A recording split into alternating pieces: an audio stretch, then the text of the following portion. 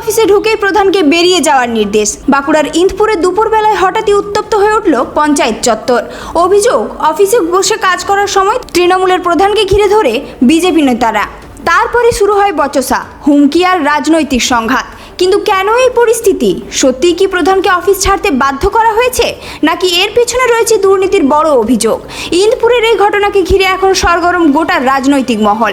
বাঁকুড়ার ছাতনা বিধানসভার ইন্দপুর পঞ্চায়েতকে ঘিরে শুরু হয়েছে নতুন রাজনৈতিক বিতর্ক। তৃণমূল পরিচালিত এই পঞ্চায়েতের প্রধান পার্থ সাহানার অভিযোগ, সোমবার তিনি নিয়ম মাফিক পঞ্চায়েত অফিসে বসে কাজ করছিলেন। সেই সময় আচমকায় কয়েকজন বিজেপি নেতা কর্মী অফিসে ঢুকে তাকে পঞ্চায়েত থেকে বেরিয়ে যেতে বলেন। প্রধানের দাবি, বিজেপির ছাতনা 5 নম্বর মণ্ডলের সাধারণ সম্পাদক মনোরঞ্জন প্রামাণিক সহ কয়েকজন কর্মী প্রথমে পঞ্চায়েতের এক্সিকিউটিভ অফিসারের সঙ্গে কথা বলেন।